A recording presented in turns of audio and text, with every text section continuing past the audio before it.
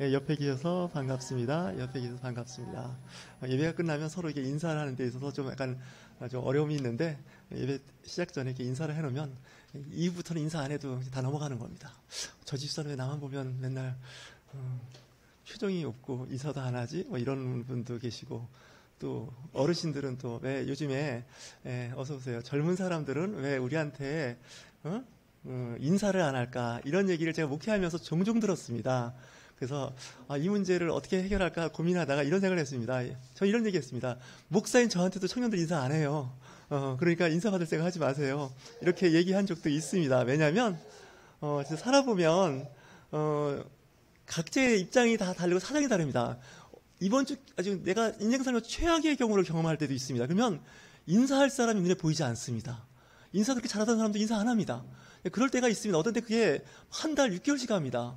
표정이 없습니다. 저분은 나한테 혹시 불만이 있는 게 아닐까? 나를 안 좋게 보지 않을까? 이거 넌센스입니다. 왜냐면 그분의 현재 세상살이가 너무 힘들어서 이제 아무것도 눈에 안 들어오는 겁니다. 저도 살아보니까 너무 바쁠 때는요, 이 사계절의 계절 감각이 없더라고요. 봄이 왔는데 내 마음에 봄이 안 온 겁니다.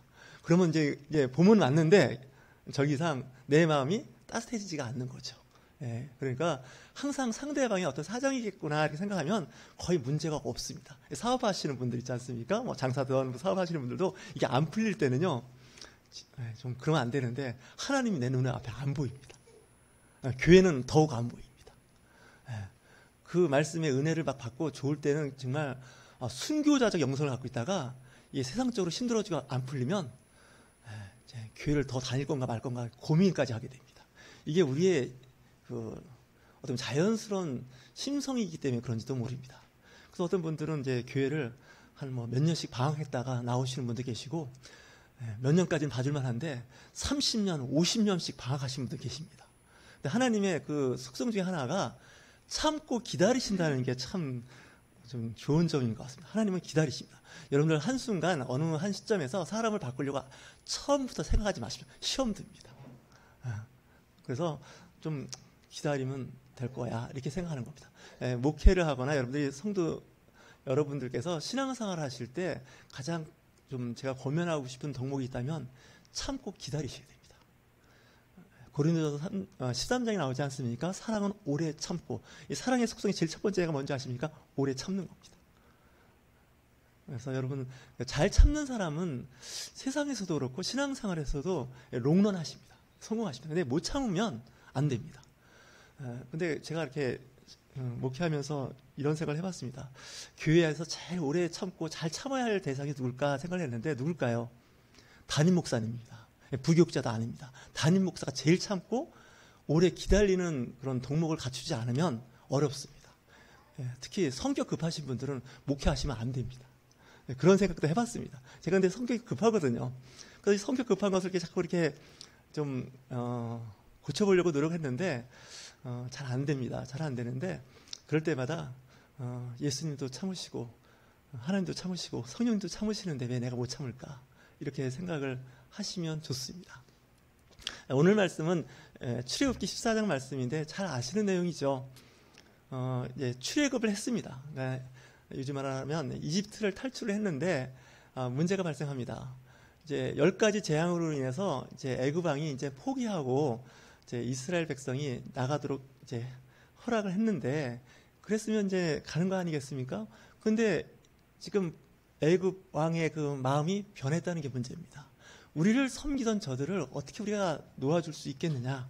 그래서 왕이 동원령을 내립니다. 그래서 정예 부대를 이제 모집을 해서 저들을 추적해서 이제 다시 저들을 우리의 노예로 삼자 이렇게 생각을 하고 쳐들어가는데 아무래도 이제 그 정예 부대의 그 병거가 빨리 따라잡습니다. 따라잡으니 이제 뭐 어떻게 보면 400년 동안 뼛속까지 그 노예 근성이 박힌 사람들의 그 행동거지가 아주 민첩하지 못할 거고, 그죠? 다양한 사람들이 있으니 느리죠. 추적을 당하는데 참 재밌는 일이 벌어지기 시작합니다. 하나님께서 그들의 그 전진을 막는데 흑암과 구름으로 막았다고 성경은 기록하고 있습니다. 그리고 이스라엘의 진영은 밝게, 심지어는 밤에도 밝게 해서 전진하는 데 도왔다는 겁니다. 그러니까 하나님께서 개입하시면 세상의 어둠의 영들이 접근하기가 어려워진다는 거죠. 이 애굽은 상징적으로 세상을 의미합니다. 사도 바울은 고린도전서 10장에서 뭐라고 이야기하냐면 우리의 조상이 홍해를 건너가는 것을 세례로 비유합니다. 물세례를 얘기합니다. 그러니까 홍해를 건너는 순간 이제는 세상과는 단절된 겁니다. 그럼 어떻게 단절하느냐가 오늘의 말씀인데, 이제 백성들이 걱정을 합니다. 이거 큰일 났다. 우리 여기서 죽게 되는구나. 차라리 노예라도 좋으니까 거기서 살면 되는 건데 이게 나와갖고 우리가 지금 여기서 죽게 생겼구나 하고 하나님께 부르짖는다고 성경에서 말씀을 하고 있습니다. 14장 10절 말씀에서 하나님께 부르짖었다는 겁니다. 여러분, 하나님께 부르짖으시면 하나님께서 들으십니다. 제가 가끔 농담처럼 하는 얘기가 있습니다. 하나님은 안 부르짖어도 우리의 형편도 알고 계시고 아주 작은 어떤 소리에도 응답하신다라고 말씀을 하시는데, 뭐 그런 경우도 있습니다. 근데 하나님은 이제 워낙 오래 사셔서 노안이 오시고 이제 노인성 난청이 있으셔서 이 부르짖어야 들으십니다. 아셨죠? 부르짖어야 됩니다. 아이가 이렇게 우는 걸 보면 그냥 조용히 우는 거 하고 자지러지듯이 웃는 거 하고 부모의 거기에 대한 대처하는 능력이 달라집니다. 그렇지 않습니까? 그런 것처럼 우리가 기도할 때는 이 부르짖는 기도가 필요합니다. 부르짖을 만한 장소가 없습니다. 교회 상가도 사실 부르짖기가 아주 어렵고, 설사 대형 교회라 하더라도 그 예배실에서 이렇게 큰 소리로 기도하기가 어려운데, 요즘에 그 기도굴이 있습니다. 기도원에. 그리고 또 일부 교회들은 그 교회 안에 기도굴을 갖고 있어서 통성으로 기도하는데 이 방음 장치가 잘 안 돼서 큰 소리로 기도하면 밖에서 누가 지금 기도하고 있구나가 들릴 정도입니다. 저도 요즘에 일주일에 한 번씩 기도원에 가서 기도굴에서 기도를 하는데, 이 부르짖는 기도가 굉장히 중요한 거죠. 절실한 거죠. 사람이 보통 때는 이렇게 절실하게 기도하지 않는데 어떤 위기, 절박한 죽음 앞에서는 기도를 하게 됩니다. 하나님께서 그 기도에 응답을 하시는데 앞에서 말씀드린 것과 똑같습니다. 그들이 있는 곳에는 흑암과 구름으로 막는 겁니다. 그러니까 이 기상의 어떤 큰 변화 속에서 이 추격하던 애굽 군대가 거기서 문제를 겪게 된다는 거죠. 지혜로운 사람은 이때 딱 알아야 됩니다. 이제 더 이상 안 된다 생각을 해야 되는데, 이제 하나님께서 모세를 통해서 이제 홍해 바다를 이제 가르시죠. 그 가르치는데 참 재밌습니다. 가끔 요즘에 뉴스에 보면 서해 어느 바다가 이제 그 물때가 되면 이게 갈라져서 이제 섬과 섬이 이렇게 연결되는 그 어떤 자갈, 모래밭이 이렇게 열리는 걸 경험하는데, 썰물 때 이제 그걸 볼 수 있습니다. 저도 봤는데 그럼에도 불구하고 여전히 질척거립니다. 물이 있으니까 좀. 근데 이 모세의 기적은, 홍해가 갈라지는 기적은 다릅니다. 오늘 말씀 다시 한번 이렇게 띄워보실까요? 오늘 말씀에 보면 21절 맞습니다. 21절 말씀에 우리 한번 같이 같은 목소리로 한번 읽어보실까요? 모세가 바다 위로 손을 내밀매 여호와께서 큰 동풍을 밤새도록 바닷물을 물러가게 하시니 물이 갈라져 바다가 마른 땅이 된지라. 마른 땅이 됐다는 겁니다. 어느 정도냐? 먼지가 날 정도로 마른 땅이 됐다는 거죠. 그러니까 바다가 갈라서 썰물 상태에서의 모습이 아니라 뽀송뽀송하게 길을 말리셨다는 겁니다. 이게 기적인 겁니다. 그래서 하나님께서는 그 일을 하실 때 얼마나 대단한 일입니까? 바다를 바람으로. 그래서 보면 이런 얘기를 하지 않습니까? 바닷물이 물벽이 됐다는 거예요. 그게 사실 이 아주 대단한 기사와 표적이죠. 저는 이 홍해가 갈라져서 그 애굽 사람들이 물에 빠져 죽는 사건을 11번째 재앙이라고 합니다. 우리는 이제 그 10가지 재앙이라고 하지 않습니까? 마지막에 장자를 치는 그 생명을 치는 그 재앙, 그 재앙에서 끝난 게 아니라 나중에 어떻게 된다고요? 추적하는 애굽의 정예부대를 다 바다에 몰살시키는 그런 기적, 표적을 보여준 사건이 출애굽기 14장에 나오는 말씀입니다. 하나님의 개입하시면 아주 철두철미하게 추적하는 적들을 진멸시킨다는 거죠. 이스라엘 백성들은 아무래도 오합지졸 아니겠습니까? 군사훈련을 받은 사람들이 아닙니다. 정예부대와 싸우면 이길 수가 없습니다. 그럼에도 불구하고 하나님께서 개입하시고 하나님께서 주관하시니 그들이 다 바닷물에 수장되는 것을 성경에서 말씀하고 있습니다. 모세가 백성들에게 이야기합니다. 두려워하지 말고 가만히 서서 하나님께서 오늘 너희를 위하여 행하시는 구원을 보라. 가만히 있으라는 거예요. 우리가 어떤 액션을 취할 바가 없어요. 여러분들 다 무기를 들으십시오. 무기가 없으면 돌 위에도 들으십시오. 그래서 우리 한 사람 한 사람이 저 애국 군대에 대항합시다. 이러지 않았다는 얘기죠. 그냥 구경만 하고 있으라는 겁니다. 그러면서 오늘 본 애굽 사람을 영원히 다시 보지 아니하리라. 여호와께서 너희를 위하여 싸우시리니 너희는 가만히 있을지니라. 이렇게 말씀하고 있다는 거예요. 우리 요즘 말하면 무임승차입니다. 수고한 거 없이 그대로 이제 그 전쟁에서 승리하는 모습을 보고 있는 겁니다. 물론 이럴 때가 있었습니다. 때로는 우리가 무기를 들고 나가서 전투할 때도 있습니다. 그래서 하나님께서 우리의 형편을 보시고 역사하시는데 잘 보셔야 됩니다. 우리가 준비가 안 돼 있습니다. 우리가 가진 게 없습니다. 미약하고 연약할 때 하나님께서 대신하신다는 거죠. 그러니까 사방에 우겨싸움을 당할지라도 우리가 걱정하지 않는 것은 하나님께서 하늘문을 열으신다는 거죠. 지금 이스라엘 사람들이 진퇴양난에 빠져 있는 거 아니겠습니까? 앞으로 나가자니 홍해가 있고 배도 없습니다. 그리고 또 뒤에는 어떨까요? 애굽 군대가 뒤따라오고 있다는 겁니다. 그러면 앞으로도 못 가고 뒤도 못 가는 겁니다. 요즘 말하면 그런 얘기하죠. 도가니에 든 쥐처럼 된 상태입니다. 그때 하나님께서 하늘문을 여신다는 거죠. 하늘에서 하나님께서 일을 하시는데 홍해가 갈라진다는 거죠. 아마 홍해는 역사적으로 그때 이후 한 번도 갈라진 적이 없습니다. 다시 얘기해서 하나님께서 하시면 우리가 생각했던 그 이상의 일들을 경험할 수 있게 됩니다. 이스라엘 자손이 그 바다 가운데로 걸어가고 있었습니다. 물은 그들의 좌우에 벽이 되었다고 22절에서 말씀하고 있습니다. 얼마나 멋있었을까요? 그 길을 걸어간다는 것. 근데 애굽 사람도 그것을 봅니다. 그래서 바로의 말들과 병거들이 마병들이 그 뒤를 따라갑니다. 저들이 가는 길은 우리도 갈 수 있다. 이렇게 생각할 수 있었을 거예요. 근데 넌센스입니다. 우리가 가는 예수 믿는 사람이 가는 길을 믿지 않는 사람들은 못 옵니다. 따라올 것 같지만 못 따라옵니다. 어둠의 세력들은 못 따라옵니다. 하나님께서 그 물을 다시 합쳐서 그들을 더 이상 추적하지 못하도록. 그래서 역사적으로 애굽은 이 사건으로 인해서 더 이상 이스라엘을 추적하지 않습니다. 왜냐하면 망한 겁니다. 나라가 망한 거죠. 하나님께서 보실 때 그 어둠의 세력, 사단의 세력은 예수 믿는 사람들, 교회 다니는 사람들 끝까지 추적해서 그들에게 큰 어려움을 주려고 노력합니다. 다시 어둠의 세력을 붙잡아 놓으려고 하는데 하나님께서 막으신다는 거죠. 여러분 신앙생활 하실 때 특별히 이런 부분을 좀 관심 있게 보셔야 됩니다. 지금도 이와 같은 일들은 일어나고 있다고 저는 믿는 사람입니다.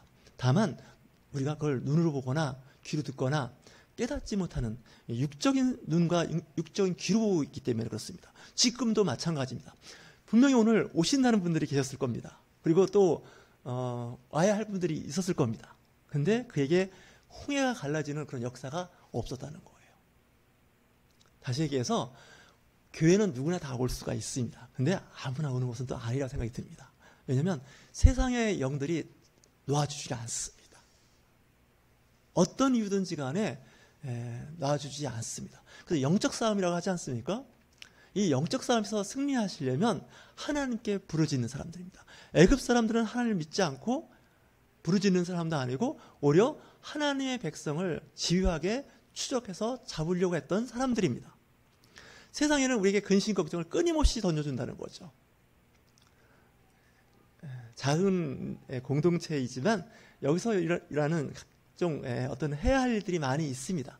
그런 일들이 어떤 때는 너무 힘들어서 지칠 때 이거 어떡하지? 이런 생각이 들 때가 있을 겁니다. 특별히 혹시 개인 사업을 하시는 분들 계신가요? 그런 분들은 직장 생활 하시는 분보다 마음고생이 더 심합니다. 저는 그걸 인정합니다. 오죽하면 직장 다니는 사람보다 개인 사업하는 사람을 위해서 기도를 몇 번 더 하라고요? 몇 배 더 하라고요? 3배입니다. 목회자들끼리 쓰는 언어입니다. 왜냐? 직장은 일단 틀이 갖춰져 있는 곳입니다. 거기서 주어진 미션을 잘 수행하면 되는 겁니다. 그리고 정확하게 월급날이면 월급이 들어오는 그런, 물론 거기도 이제 쉽지는 않습니다. 그냥 월급 주겠습니까? 엄청나게 이제 힘든 일들이 있을 텐데, 근데 개인 사업자는 다릅니다. 개인 사업자는 왜 다르냐면 책임자가 된 겁니다. 그래서 월급날 월급을 못 받는 사람이 회사 대표입니다. 그럴 수 있지 않습니까? 직원들은 월급 줘도 본인은 월급이 없을 수가 있습니다. 한 달은 그런 데로 버틸만 한데 3개월, 6개월씩 대표가 회사의 사장이 월급을 못 받는 수가 있습니다. 왜냐고요? 회사가 잘 안 되거든요. 사업이 잘 안 될 때가 있습니다. 거기다가 이제 뭐 채권자들이 가만히 있겠습니까? 계속해서 채권자들이 하는 일이지 않습니까? 채무자를 압박하는 일들이죠. 그래서 이 사업하시는 분들은 쉽지가 않습니다. 가끔 이제 사업하시는 분이 주일날 안 나오면 제가 이해한다고 그러지 않습니까? 왜냐하면 그런 일들이 있습니다. 물론 직장 다니는 분들도 가끔 주일날이면 회사를 출근해서 일을 해야 할 때가 있긴 합니다. 그럼에도 불구하고 당하는 일들이 다 다르다는 거죠. 좀 여담인데 제가 신학대학원 다닐 때 교회를 개척했거든요.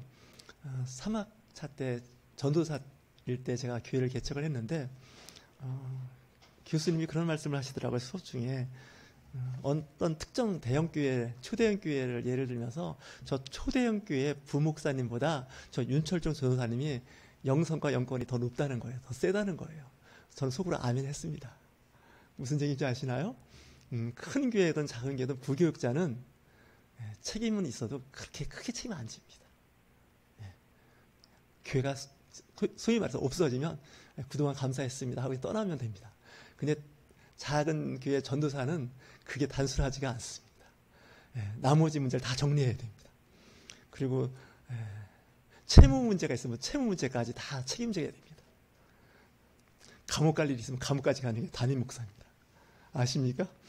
그만큼 그 책임과 권한이 같이 가는데 제가 보기엔 권한은 거의 없는 것 같고 엄청 다 책임만 질 일만 있는 게 아마 회사의 대표이고 아마도 교회 작더라도 크면 더 큰 업무에 로드가 걸릴 텐데 정말 책임져야 할 일이 많습니다.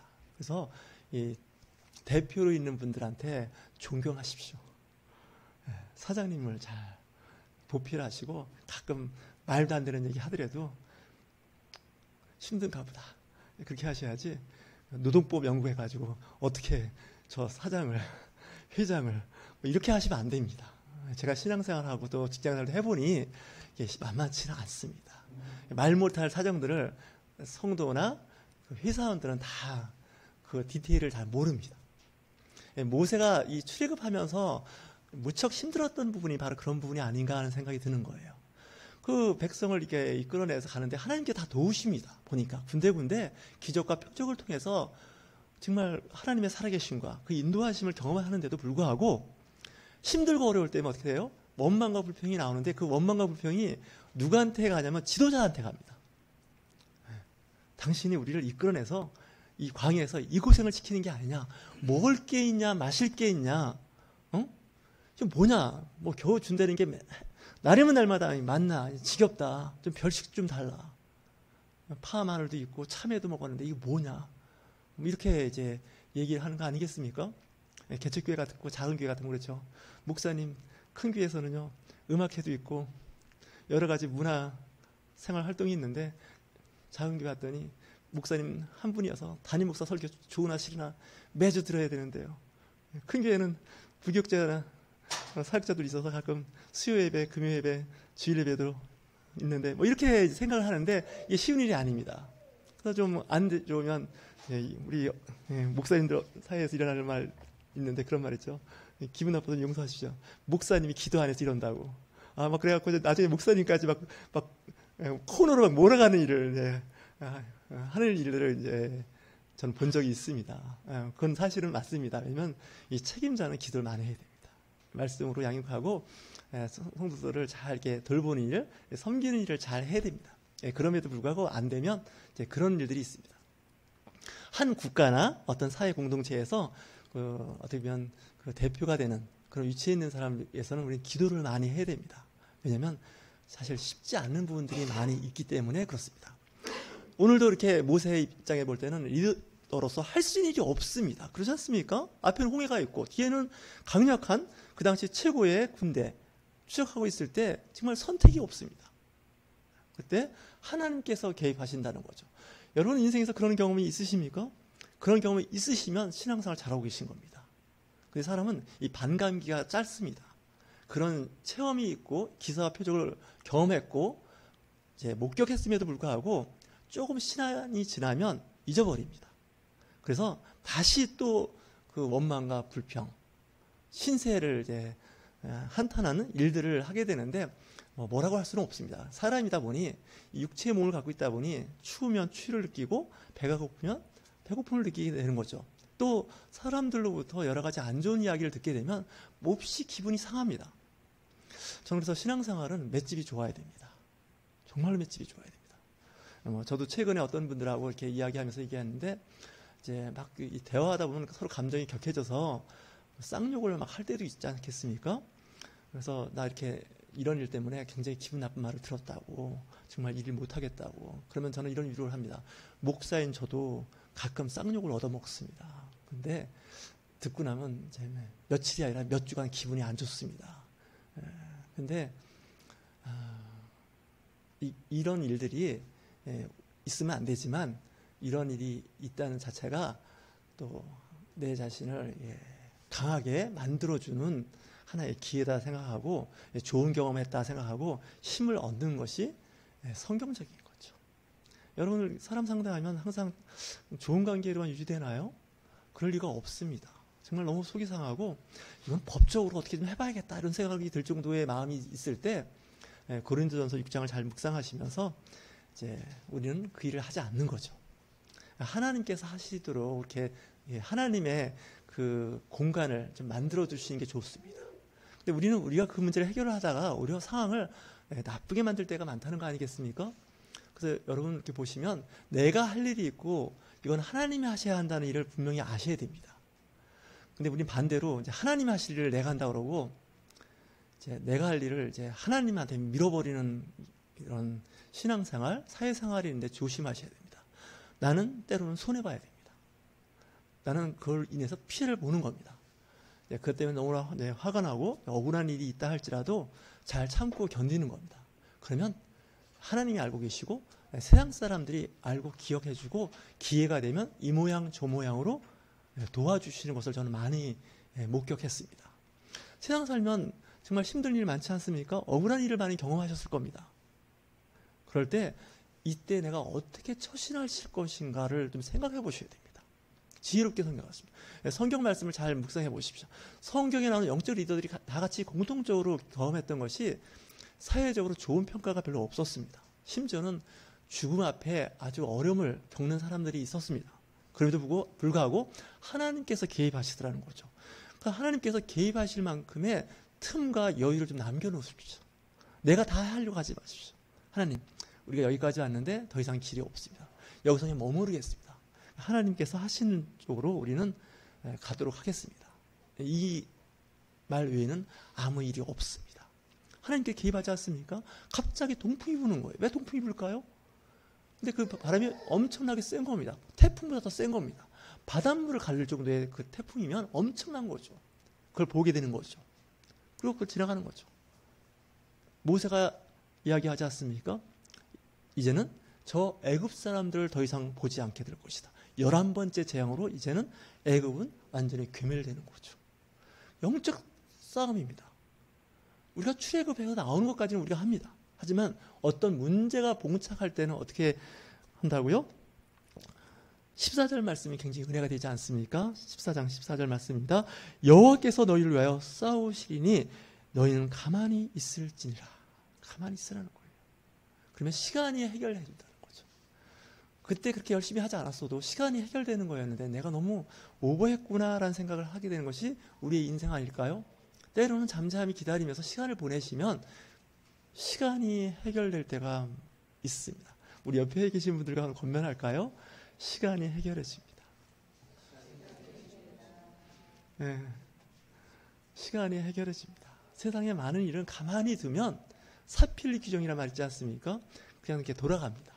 근데 잘못 건들면 덧나는 수가 있습니다. 이 일을 잘하려고 손대면 사고가 납니다. 목회도 마찬가지더라고요. 담임 목사님이 목회를 더 잘하고 멋있고 부흥시키려다가 교회에 잘못 손대가지고 교회를 그나마 안 좋은 상태에 있는 교회를 더 상태를 나쁘게 만드는 걸 종종 보게 되는데 제가 늘 스스로 얘기합니다. 가만히 있는 게 이때는 최고의 선택인데 이때 잘못 터치하면 교회 박살나는데 교회 박살내는 주범이 누군가 했더니 담임 목사더라고요. 성도가 아닙니다. 사실은 성도인 것 같은데 아닙니다. 우리 교회 같으면 접니다. 윤철중 목사가 사고 친 거야. 이겁니다. 제가 가끔 목사님들끼리 만나면 그런 얘기 하던가 그 교회 요즘에 어때요? 목사님 요즘 어떻게 되냐? 저희 교회는요, 저만 사고 안 치면 문제가 없는 교회입니다. 제가 제일 위험한 사람입니다. 제가 이렇게 얘기합니다. 정말입니다. 회사도 마찬가지입니다. 사장님이 제일 중요합니다. 사장님이 사고 안 치면 회사는 그냥 그렇다고 직원들이 사고 치는 거는 넘어갑니다. 근데 사장님이 대표가 사고 치면 이건 문제가 심각해집니다. 존재감이 없어요. 가정도 마찬가지입니다. 가장이 정말 중심을 잘 잡아주셔야 됩니다. 가정에서 영적 중심이 있기 때문에. 그래서 가족들이 가장을 남편을 위해서 기도 많이 해주시고 섬겨야 되고, 가장이 가끔 말도 안 되는 이상한 얘기를 해도 참고 좀 기다려주시고 이 가장을 좀 세워주셔야 됩니다. 가장을 막 그냥 박살내면 그 집안은 이제 콩가루 집안이 되는 수가 있습니다. 물론 가장이라고 해서 독재하라는 얘기는 아닙니다. 가족들의 이야기를 잘 듣고 또 내가 잘못하고 잘 안 됐을 때는 내 실수와 잘못을 인정하셔야 됩니다. 특히 크리스찬들, 가부장적 권위를 갖고 있는 사람이 사과를 잘 안 합니다. 근데 사과를 잘하는 것도 참 하나의 귀한 덕목이라는 생각이 드는데, 어쨌든 하나님께서 하신다 생각하고 기다립시다. 언제까지? 하나님께서 그 기사와 표적을 보이실 때까지.